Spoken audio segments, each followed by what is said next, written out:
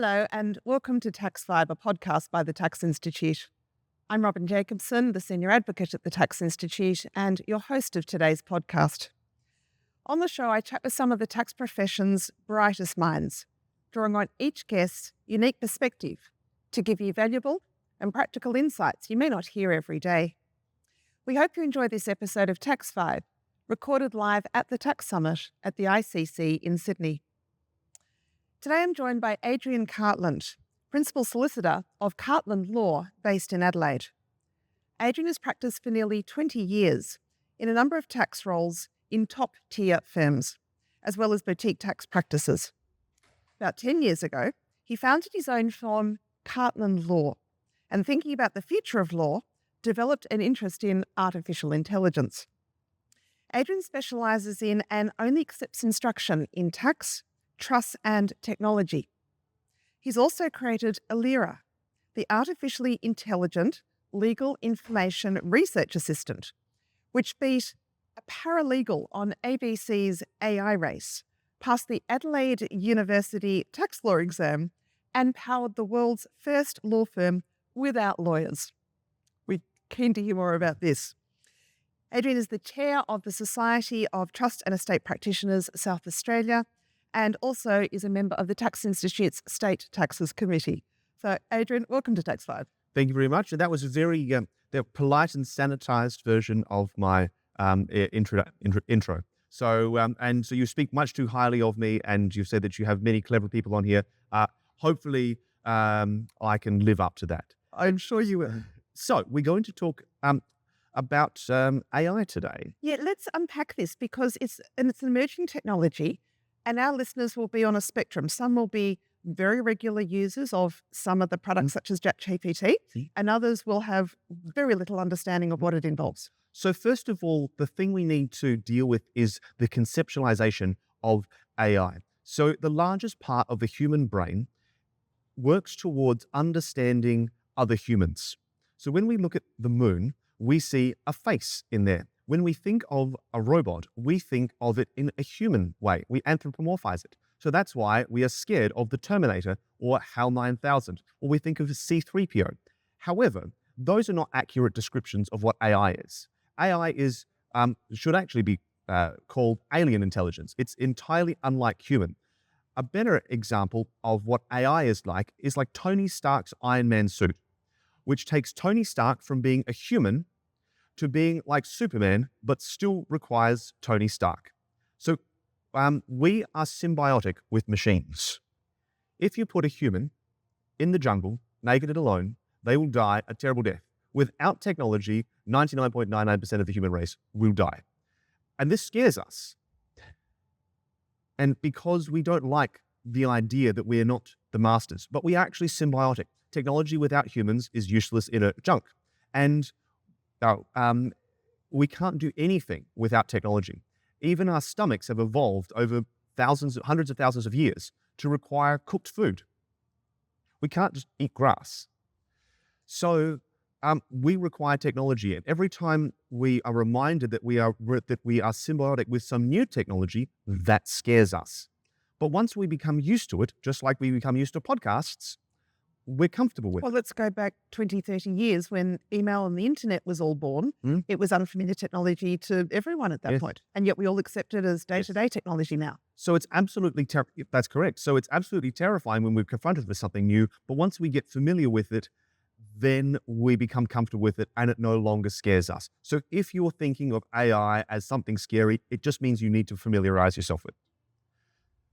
Now, I've done something fun at the Tax Summit, and I wanted to show this as an example of how AI can work. And at the Tax Summit, I have produced the first paper for the Tax Institute that openly, at least, is entirely written by a large language model, by AI. Now, what is a large language model? For those of you who have never heard the expression. Sure. So what happens, if we go back 50 years or 20 years and when we see things that computer programs we're familiar with, they'll often be built on a bunch of if this, then that statements. Back in the from the 80s and the 90s, there was expert systems where we plug in specific pieces of questions and answers, and we can therefore write out knowledge that way. That's not the type of AI that it was commonly used now, or rather is in the public consciousness. Instead, what happens is a bunch of fancy maths. And I'm going to try and explain this in a simple way. But you take all of the words that there are, and we convert them into tokens. And so there is a token for the, and so on. And then what happens is these tokens is we create relationships between those tokens, mathematical relationships.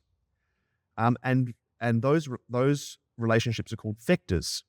And what happens then is a company like OpenAI or Google or many others will feed large amounts of text or other data into those, and those vectors will be trained to create a relationship between them. And then based on that statistical relationship, based on that fancy maths, it will generate, we're talking about generative AI here, it will generate answers. So they're not stored in there. You can't open up the hood and see them. There's not a bunch of rules. And it's not existing content. No. So some potentially do save it in there, but the general way of doing this, there is something that is created afresh, which is also interesting from a copyright perspective.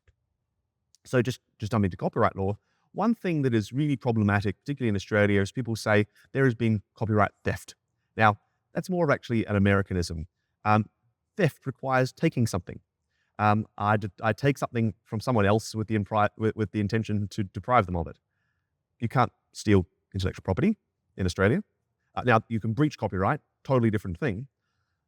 But there is a question of whether reading over something is a breach of copyright. I don't think so. If you generate something that looks like something else, again, if it's generated fresh, it's not a breach of copyright. Uh-huh. So what I've got is I got Copilot, which is Microsoft's large language model, to generate a paper. Now, I've written a number of papers. They take a lot of time. They're very difficult. And what I did is I said, I'd like you to explain the relationship between the tax profession and artificial intelligence. And off it goes, and spit it out paper. Do you specify the parameters? Do you say, I want a page or I want a 20-page paper?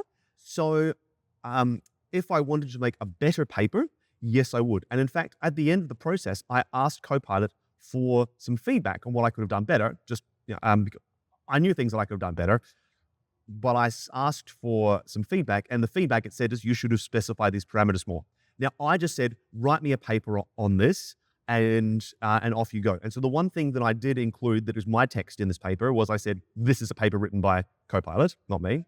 And then I said, and here are the exact prompts. Now, if you copied and pasted those prompts, you would get a similar paper to mine. You would not get the exact same paper because it's generated afresh. Now, something that's interesting about this is because it's generated afresh, it can create things wrong. When it creates something that is wrong, we call that a hallucination. So, for example, if I asked Copilot to explain some tax laws, it might generate them correctly. It might make some up. Now, I can't actually control that. So that is something that's problematic. And in fact, this is something that there have been a number of tax cases in the UK. There have been where people have done this. There's been some solicitors who have got in big trouble in the US. And our courts here are regularly regularly sent submissions, particularly by unrepresented litigants, that they have just gone into ChatGPT and written and said, explain this case for me, or write out some submissions for me, and it'll make up some cases. So a pertinent question at this point, is AI about to replace the profession, or is it simply not going to be the case? Because you're saying it can generate all this report, advice, article, whatever content it is we want to write for us, but you're saying it might be correct or it might not be correct. So therefore, isn't there, of course, a professional obligation to check what is there before it is used for a professional purpose or a commercial purpose or for an advice purpose or for publishing purposes? So that's an excellent question. So in technology doesn't replace humans, and no technology ever makes another technology obsolete. So if I go into the Sears robot catalog of 100 years ago, I can buy every item in there new today. I own an Ediphone because I love vintage office accessories. I've got some typewriters and old telephones and an Ediphone. An Ediphone is a wax dictating machine. The one I've got is from 1912. And there's a wax cylinder on there, and I can buy new wax cylinders for that today. Now, so technology doesn't get rid of old technology. So I have a pen. I have, I sometimes send written letters. Sometimes, I've sent handwritten notes to people from time to time. I send emails, still send faxes to the tax office. I still, and then I send text messages and WhatsApps and so on. And each of them becomes more niche. So first of all, generative AI is not going to replace some other technologies, though it might make them more niche. The other thing is professions don't get replaced. The biggest, say in law, the biggest change we've seen over the last 40 years has been the invention of copy and paste and Microsoft Word. And so going from people who have typewriters and having to Tipex out any changes and send things to the typing pool. And instead now, what happens is if they want to change, they go copy, paste, or delete. And if I want to take a precedent, instead of having to stick it through a Xerox machine or some kind of ink copying, I just go copy, paste. Now, that hasn't replaced lawyers, and in fact, it creates more work because then people make longer and longer contracts. People make more and more legislation. Now, if again, looking back 100 years ago, every profession that was 100 years ago, it still exists today. There are blacksmiths. There's not that many, but they still exist. So they're never replaced. The only professions that are totally replaced are ones that have a very niche, specific technology they work with. For example, elevator operators. Yes. 100 years ago, an elevator was a terrifying, death-defying adventure to go up in an elevator, and maybe you go up, maybe you career down to your death, that someone needs to operate this correctly. Another one is computers. Do you know what a computer is? A computer, I was going to say, in the 1950s, was a lady who sits, and almost all women, who sits there and turns on various switches and punch cards and connects wires in a machine in the overall mainframe computer. Well, they used to take up entire rooms. Correct. And there'd be a team of 20 computers, ladies who are programming NAS in. Now we have disk drives and solid state memory and so on. So those very technology specific things have been replaced. Maybe in the future, TikTok influencer will be replaced. I really hope for the good of humanity that they are. But those things might be replaced, but otherwise, no. What might happen is that parts of the job can be automated. Now, the things that can be automated so robots do things at scale. They do things, they can do boring, laborious tasks. They do them much better. And sorry, I just want to divert back. Even if robots are better than humans at something, it doesn't mean they are replaced. Since Garry Kasparov was beaten by Deep Blue in 1997, people still play chess. And in fact, people play centaur chess. Centaur chess are the best chess players. A human plus a machine beats a pure machine or a pure human. Now, in fact, the best centaurs, pilots of chess programs, are actually not the best chess players, because the best solo chess players will overthink what the machine does and second guess it. And so you actually, again, coming back to Tony Stark's Iron Man suit, like if Tony Stark was Superman wearing an Iron Man suit, probably not a great idea. But maybe Tony Stark, who's a clever, human, great idea. So another thing is, so humans have been bested by machines at a number of tasks for hundreds of years. The best hand-to-hand fighter has been a machine for, I don't know, at least Leonardo da Vinci's time. Maybe it may be earlier. We could create machines that will beat a human. Yet people still have boxing and cage fighting, and they get in their underwear into a cage and slog each other out. If you put a robot on there, 100% of the time will win if you have a good robot. So people still want humans for things, and humans have a purpose, even if they are not the best. But there are things that humans will always be better at. 1, contextual reasoning. 2, creativity. 3, charisma. 4, empathy. 5, judgment. 6, lateral thinking. And so these things humans will always do better. If you wanted to stand up in court and convince somebody of their case, a robot is not going to be convincing. They're not going to get that empathy. If I want to make a judgment as to what is the best thing to do, what is the best law to use, a human will always be better than a machine. But we'll be augmented by machines, and just as we are augmented by machines now. So will we be replaced by generative AI? Now, the level of generative AI at the moment, it's actually pretty good. I would say a reasonable approximation of what the level of generative AI's ability is probably a university student or university graduate who has gone to all of their lectures, but who hasn't done the reading. So now they're sitting in their exam, and you're asking them questions. Now, they might make some of them up, but they're pretty good. Now, what could you get a graduate to do? You get them to do a lot, and especially if you have an unlimited amount of them. Now, anyone who has worked with junior professionals before immediately knows the things that you're going to need to put in place to work with generative AI.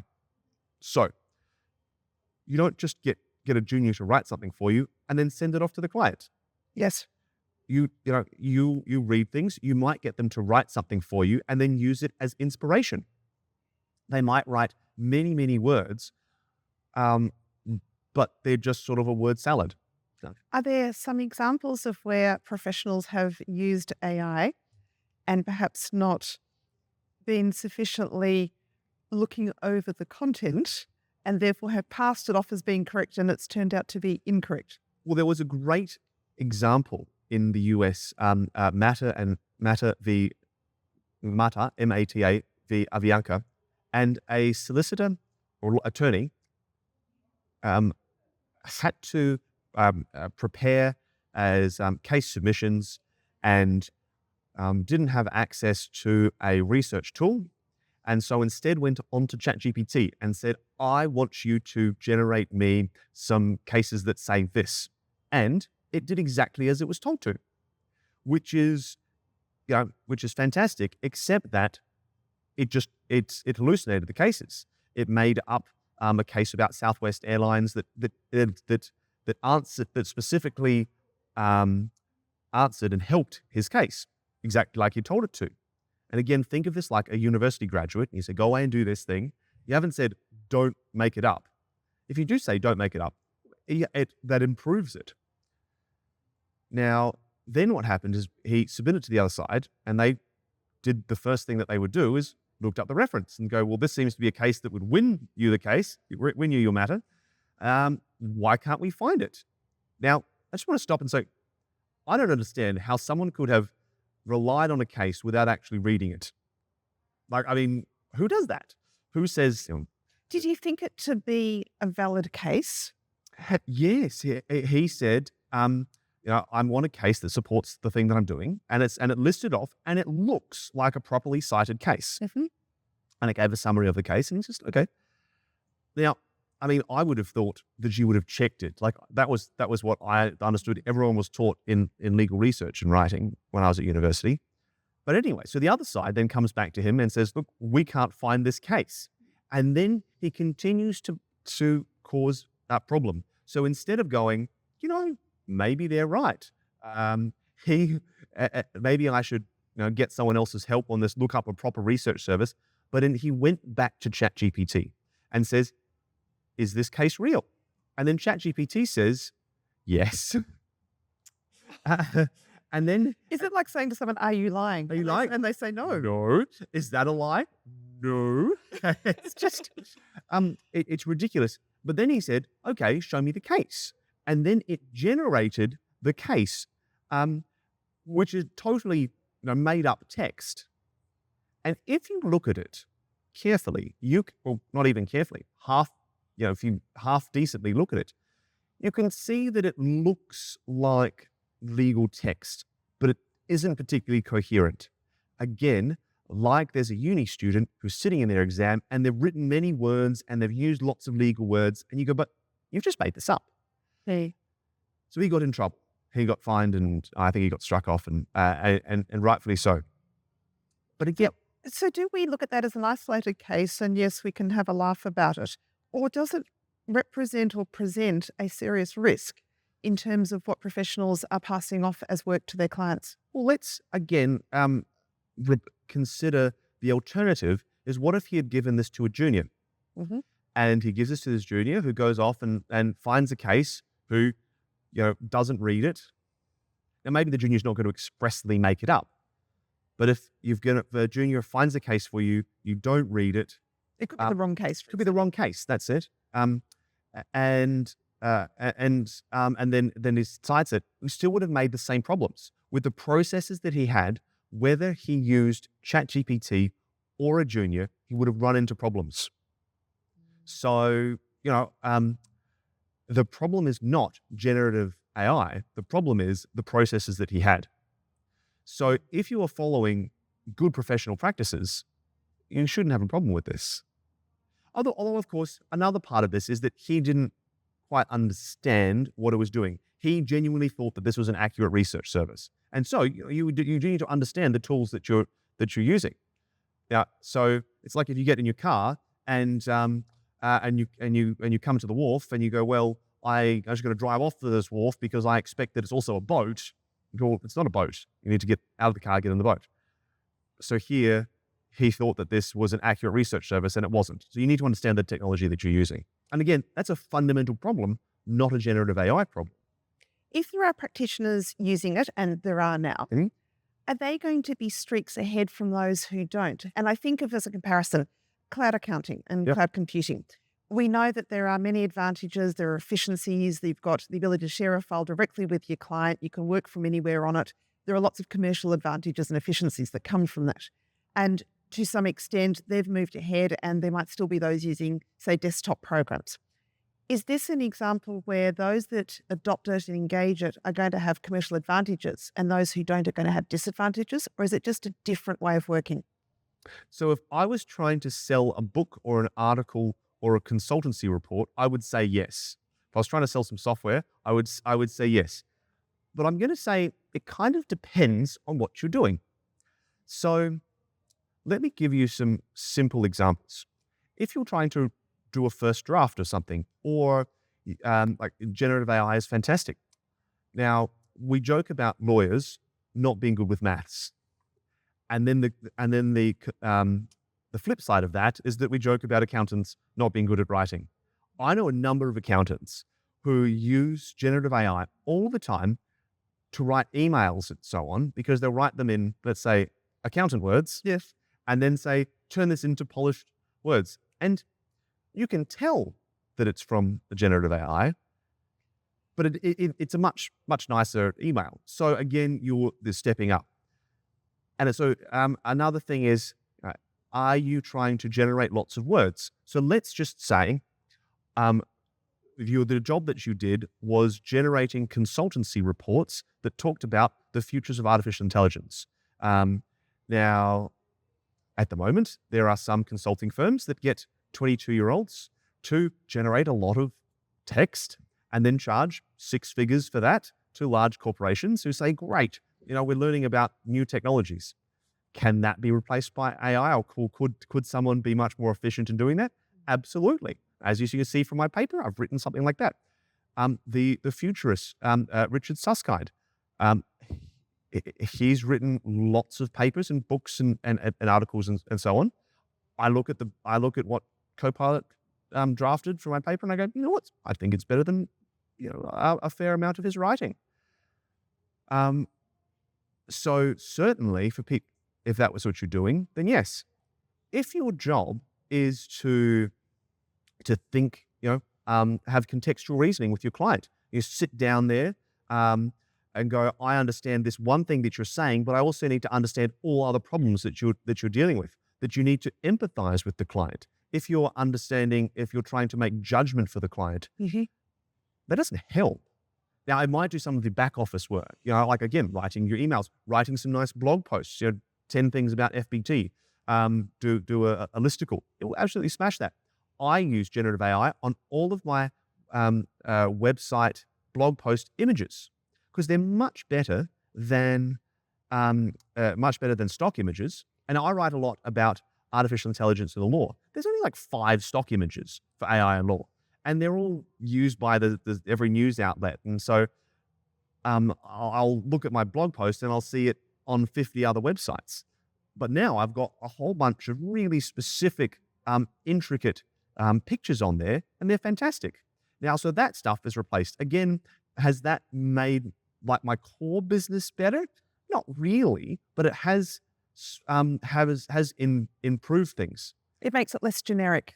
Yeah, it makes it less generic. The other thing is the biggest change that we've had in, say, law is the ability to copy and paste. Yes. And 40 years ago, there were typing pools. And since we had WordPerfect, the ability to delete and copy and paste, that's changed. All the typing pools have gone.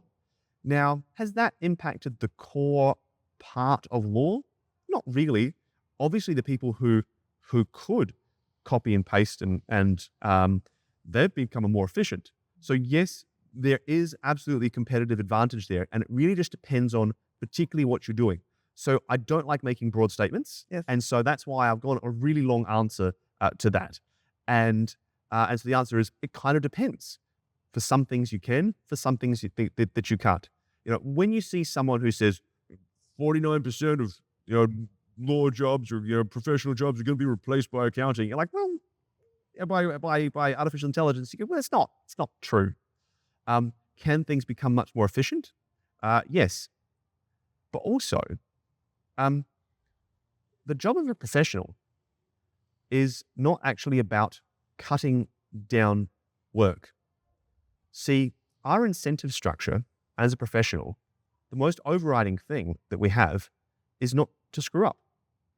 So over a career of, say, 40 years, could be 60 years for many people, but say 40 years, if you make one large critical mistake, that could end it. So the thing the most important thing in your job is not to ever be negligent, not to ever screw up. So now you don't have unlimited time. You have constraints on this. You can't look at every piece of legislation, every law. So you need to do some triage on there.